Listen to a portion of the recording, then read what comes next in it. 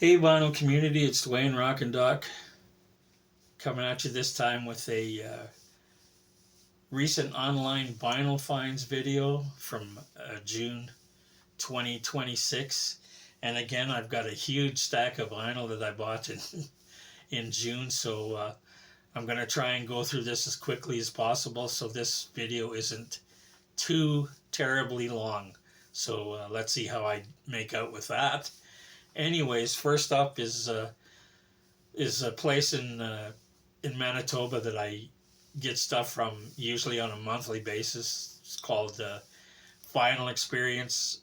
I did get some used stuff and some new stuff, but I'm just going to show the new stuff because the used stuff is pretty common stuff that I got for $10 or under. So we're going to not even bother with that. Anyways, first up is one of the Record Store Day reissues that I didn't get. Now I have it. This is the New York Dolls with One Day It Will Please Us to Remember Even This. And this one originally came out in 2006 as a reunion album. They had gotten together, I think, 2 years before that to do a reunion show in London with these two guys you're probably well aware of, David Johansen and Sylvain Sylvain, along with the original bass player Arthur Killer Kane, who unfortunately passed away shortly after that show. But the two of them decided to do a reunion album and keep the New York Dolls name and add some other musicians, and they came up with this album. There's a track listing on the back, and it was 32 years since their last album, Too Much Too Soon. And even though it's still a pretty good album, if you're expecting it to sound a lot similar to the old New York Dolls, you're gonna be disappointed. But like I said, it's still a pretty good album, and it's on. I'm not gonna take it out and show it, but it's on clear vinyl.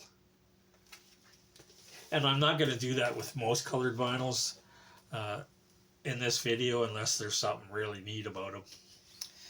Next up is the Anti-Queers, their self-titled debut album from 2019. This is an all-female riot girl punk band from Toronto. Here's the gals in the back with the track listing. Here's another one. This is I've had this one in the past. This is Canned Heat, the 70s concert live in Europe. And there's the track listing on the back. And the original that was came out in 1970 was a gatefold. This one isn't. And there's no liner notes or no listing about the tracks, where they're recorded and what dates and what cities. So it's doesn't tell you much of anything. Just the track listing on the back. And this one features Harvey Mandel on guitar, who was with Canned Heat for a short period of time, and it was also some of the final recordings with co-founder and guitarist Blind Al Wilson before he passed away in September of 1970. And again, there's the track listing. So that was it for Vinyl Experience in Steinbach, Manitoba. Next up, I'm going to show you some stuff I got from Amazon. And again, like my last video, this is stuff that I got not all at once, but throughout the whole month. Starting off with this band called Quill. Sorry for the glare I left. Some of these I still left the shrink on so I could keep the hype stickers. So you're going to get a few of these with glare. Anyways, this is their 12th studio album released this year. It's called Masters of the Skies, and they're a Swedish hard rock band that kind of blend heavy stoner rock with classic metal, and they're heavily influenced by Black Sabbath. There's the band in the back along with the track listing. And this is a killer album.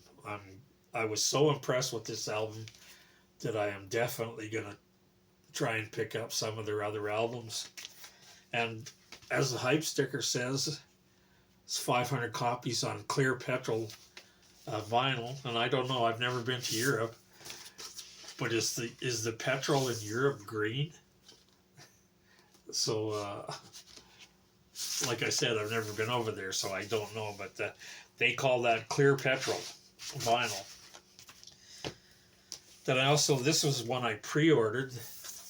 This is the brand new one from Joe Bonamassa called The Spirit of Rory. It's a double live tribute album to Rory Gallagher. One of the sort of, I would say, not as muchly appreciated as some guitarists, but he was a fabulous guitar player. And this was recorded over 3 nights in last year, in the summer of last year, in Cork, Ireland, Rory's hometown. And like I said, it's a tribute to Rory. And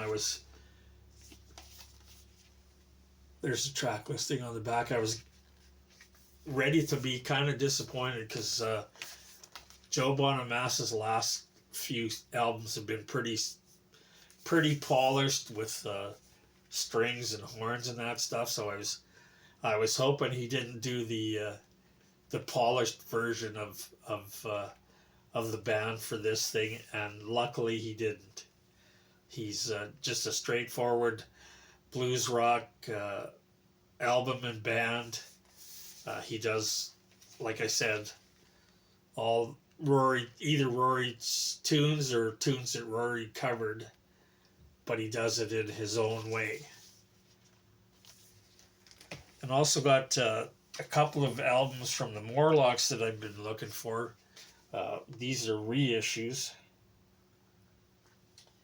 This is, they're a garage band from California, and this is their album that I've been looking for a while, called Easy Listening for the Underachiever. The original was released on CD only in 2006. And the original has a much better cover than this thing. These are reissues on the Go Down Records out of, I believe they're out of Italy. And they've reissued 2 albums that I got. As far as I know, I'm not sure if they have any other Morlocks reissues.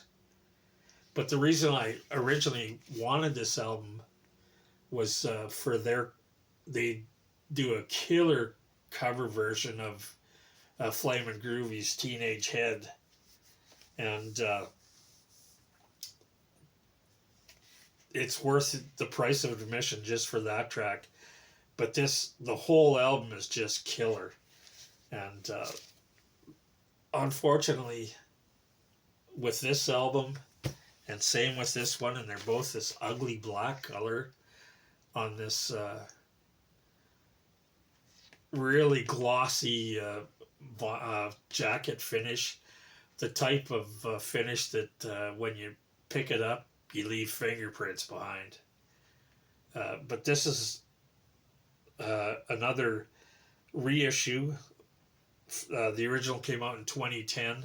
It's called Play Chess, and it's all it is cover versions of songs by bands that were originally on the Chess label. And it's another awesome album. It's got tunes by such artists as Muddy Waters, Chuck Berry, and Bo Diddley. Both of those albums highly recommended. But again, really ugly looking covers. That was it for Amazon. I got some stuff from a guy out of Montreal on Discogs, because I was looking for this one, another Record Store Day one, that I didn't have. And this is the 13th Floor Elevators, We Are Not Live. And this is the Record Store Day reissue of their third album, originally released in 1968. And the original was made out to be live, because the original was called Live, but it wasn't a live album. They just added crowd noises onto the album, and it was a fake live record that was actually a collection of unreleased studio outtakes and alternative studio mixes with overdubbed crowd noises, which apparently, from what I've read, were taken from a boxing match. So anyways, there's the track listing, and this is in mono. So there you have it. Another Record Store Day release that I finally got.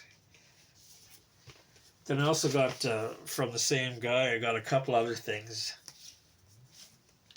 I got this one called Speed Limit. This is their debut album, and only album released in 1978, called First Offense. And when I saw it, it looked interesting. There's the back cover with the track listing. And they're a British hard rock, kind of pub rock band. It's an alright album, but nothing special. I'm probably going to keep it, but like I said, it's nothing great, but it's okay. Then I picked this one up. This is a Swedish rockabilly revival band from 1979. This was their debut release. They're called the Rhino Rockers, with Good Rockin' Tonight. And I believe this is all covers. There they are in the front. And this one came with some inserts.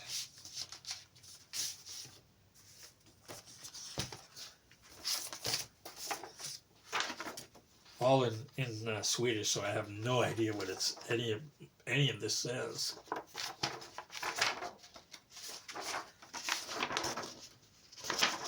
And this picture was in there. I don't know if that's one of the guys in the band or whatever, whoever this is. I have no idea. And another one I picked up from the same guy, again because it looked interesting, and I've seen this before, way back in the day when it first came out. This is a Canadian band called Moonquake, and this is their self-titled debut album from 1974. And they're a Montreal trio that started out as the backing band for Michael Pagliaro. Any of you non-Canadians out there, if you're watching this, may not be familiar with him, but he was quite a big star, especially in Quebec. And this is a mix of heavy rock with touches of psychedelia and country rock. And there's the band in the back with the track listing.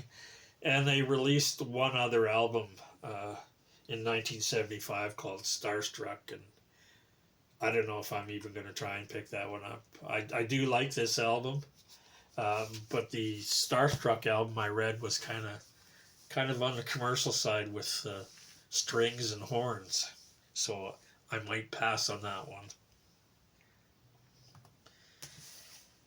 And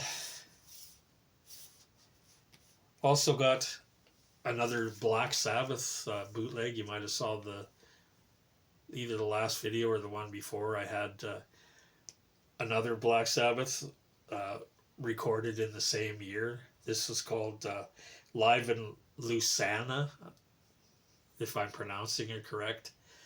Uh, it was recorded in April of 29 in 1970 at the Electric Circus in Lucerne, Switzerland, on Black Sabbath's first European tour. And it came out, or that show was just a few months after the release of their debut album. And this jacket on this thing is just gorgeous. Got some great looking pictures. And it's pretty much got the same track listing as that one I showed you before. This one, on air in 1970. With the exception, it's also got the same bonus track, Blue Suede Shoes, which was actually recorded for German TV in 1970. And there's also a bonus track with Paranoid that was recorded for on Top of the Pops in September of 1970. And this actually isn't the full show. I read when I was looking up doing some of the research on this album, apparently there's a double album of this available that has the complete show, and that was released in 2023, that supposedly contains the only known live version of Sleeping Village. So I might try and pick that one up, because the sound quality on this one is really good, even though it's supposedly an audience recording. But like I said, it sounds really good. So that was it for Discogs purchases. Then I got some stuff from another fellow in Canada who's out of Toronto that I do get from on a regular basis, called Luke's Records. And I picked this one up just because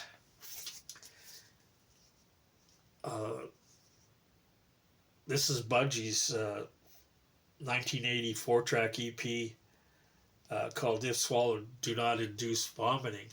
And I picked this up because I originally had gotten, back when this came out, I had a friend, when I was living in Saskatoon, one of my friends was a huge Budgie fan, and he was looking for a copy of this EP, and at the time it was really hard to find.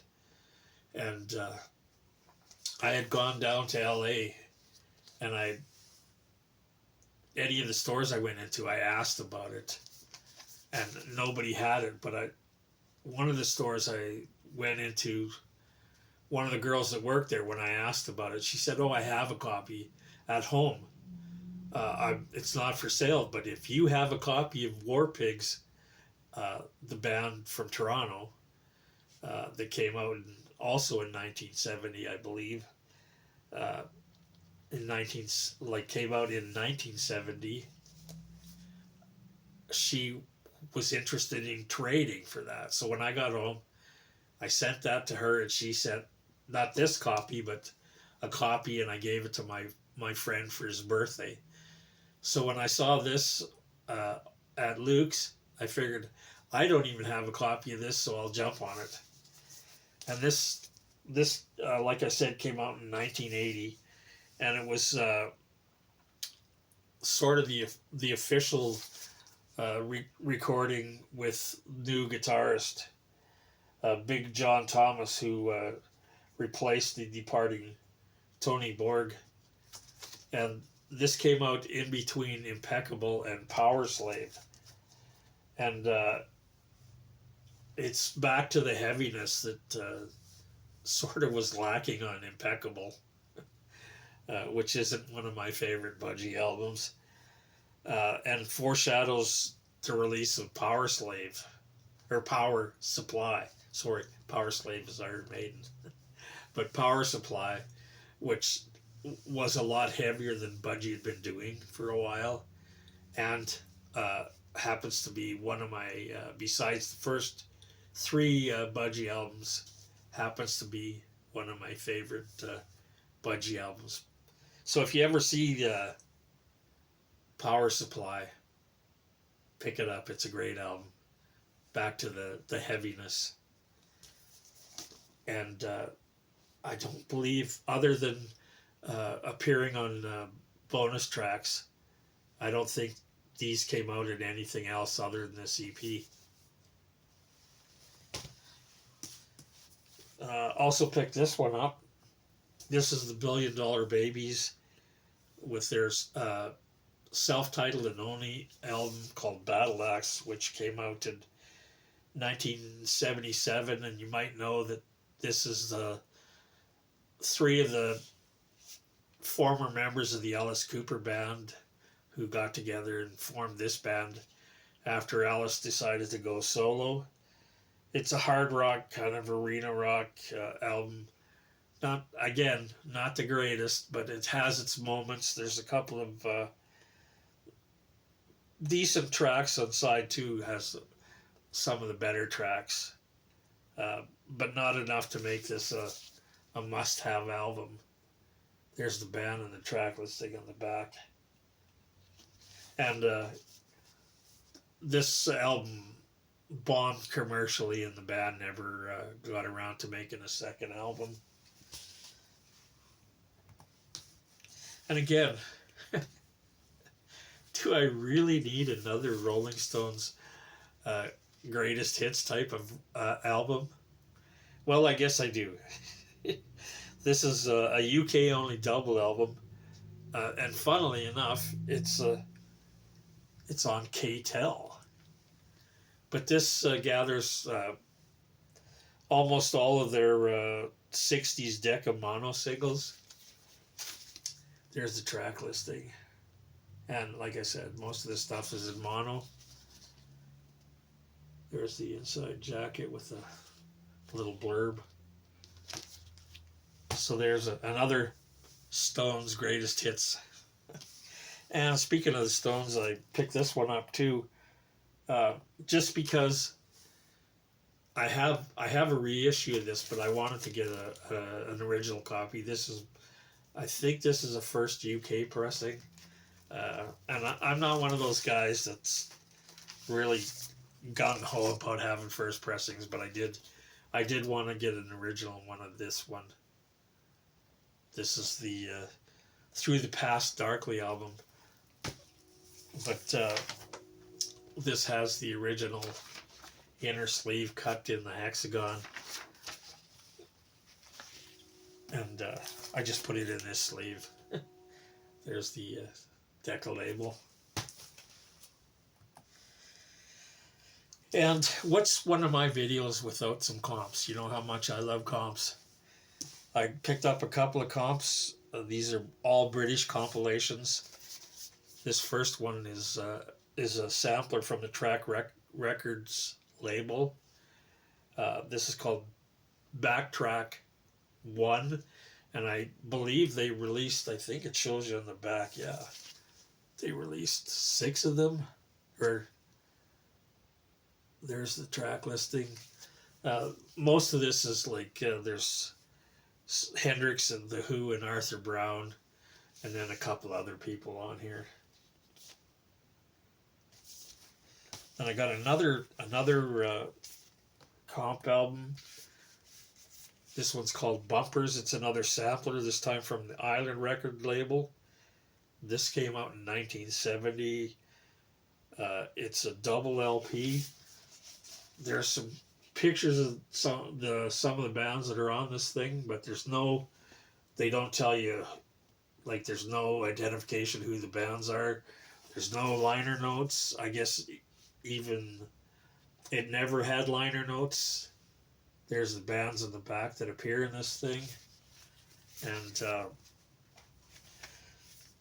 it's got a lot of bands, like Free, Jethro Tull, Mott the Hoople, King Crimson, Traffic, and then some you might not be familiar with. But it's called Bumpers, and I think it's because that's what the English used to call these type of shoes, like a canvas shoe with a heavy rubber sole were called bumpers, and I have no idea what that has to do with with any of the music that's inside. And lastly, another comp. This one's called 60s Hits, or 60s Mix 2. And it's a double album, again, one of those K-Tel kind of ones, as seen on TV. And this one is features bands that had hits in the UK in the 60s. Bands like 1910 Fruit Gun Company, Lemon Pipers, The Move, The Trugs, The Hollies, Sager and Evans, Humble Pie, and a whole bunch more. There's the track listing on the back. And little blurb about each artist on the inside. And the weird thing about this album, or both of these albums, is there's no breaks in between tracks. It's a continuous flow through each side of the album. Almost like hearing them on the radio without even a DJ. So that was it for wherever I told you I got those from. I forget. Anyways, now we're going to get into some stuff that I bought directly from the bands themselves. And oh yes, that was Luke's Records from Toronto. That's why I have my laptop in front of me with all the information I'm going to tell you about, because my brain is getting old and it's like a sieve. It doesn't capture much. So if I have trouble remembering stuff, and I don't do any editing because I make mistakes. I've told you many times before, I don't know how to do that, so the mistakes stay in. If I get a year wrong, or pronounce a band wrong, or get a title wrong, it stays in. Anyways, I got some stuff directly from the bands, and I can't even remember most of this stuff, how I even found out about it. This one I remember. I saw a track on Facebook.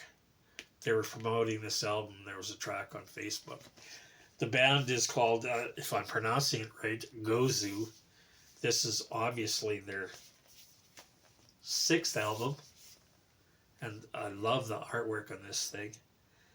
And they're a Boston band. They're stoner rock, doom metal with some melody. And the singer on this thing, in this band, reminds me a bit of Ozzy. At times he sounds a lot like Ozzy. There's the track listing on the back. And again, the awesome cover art. But this is also a really cool looking black and blue splatter vinyl. And I also picked up their previous album. This is their 5th album. And I'll just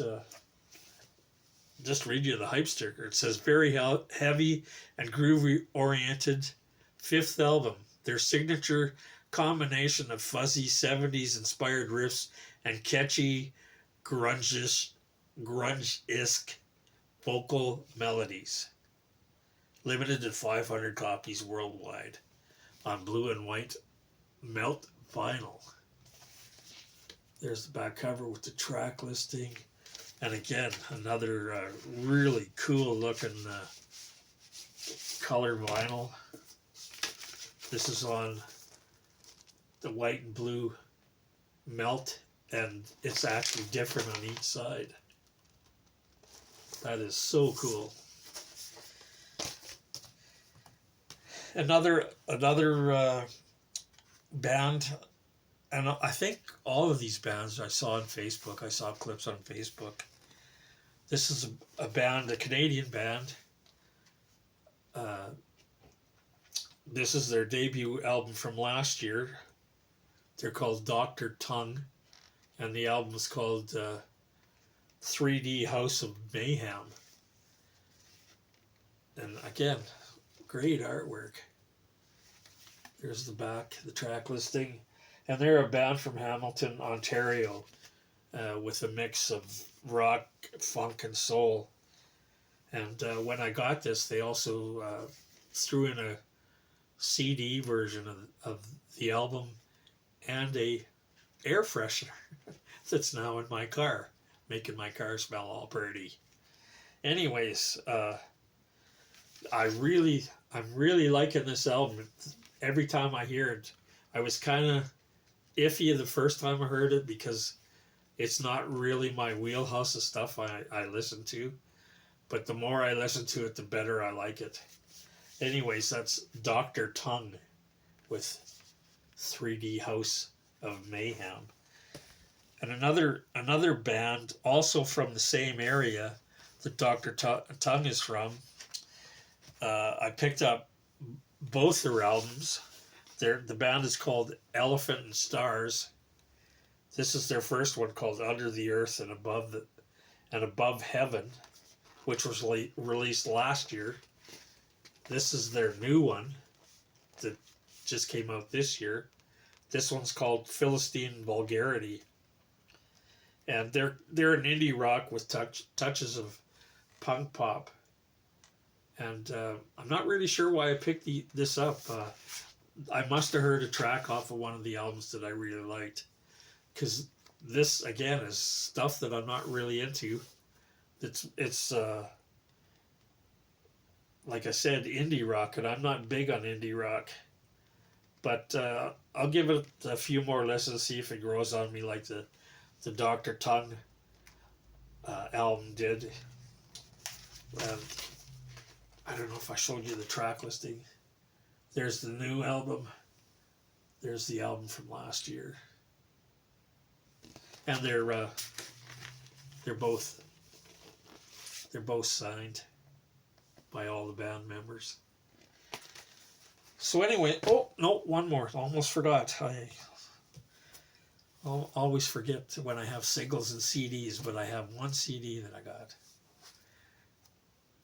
got from a band called Be Nice. This is their debut CD EP released last year called Where Am I? And they're a female-fronted punk alt metal band from London. And their vocalist reminds me of Ari Up from the Slits. She's got kind of that, sometimes she's just kind of speaking the vocals, and then sometimes she's singing. But I really love this EP. I don't know how well you're going to be able to see the track listing. But they're working on a brand new EP that I think they're trying to fund through either crowdfunding or one of those kind of platforms. So you can go on and pledge for the new one, which I'm probably going to do. And they've already released a track from that new one called Oopsie, and you can go on any of the streaming platforms or on YouTube to check that out. And it's because the band is sort of political. It's a song that's talks about dealing with shady landlords and shady repairmen. I guess maybe they've had some bad experiences. Anyways, that's their debut, Where Am I? And like I said, they're working on a new one that should be out this year. So that's it for online vinyl finds for June of 2026. And I have to go to Edmonton on Wednesday. By the time I get this up, I'm going to put this up on Monday. Monday, and on Wednesday I go to Edmonton again to see my eye specialist. Now I have to go again every 6 weeks for that thing again. Uh, but I'm gonna do my usual, try and drop into a couple of record stores.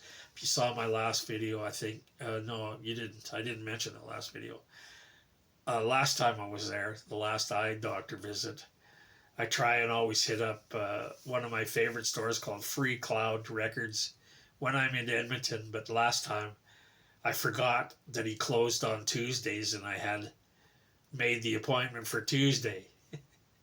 So I didn't get to check him out last time, but this time I made sure that I booked my appointment not on a Tuesday. So it's been a while since I've been in there, so hopefully you got some good stuff that I'll want to pick up. So anyways, that might be my next video, my vinyl finds in Edmonton. Hopefully I'll have some. But anyways, I hope you liked this video, like always.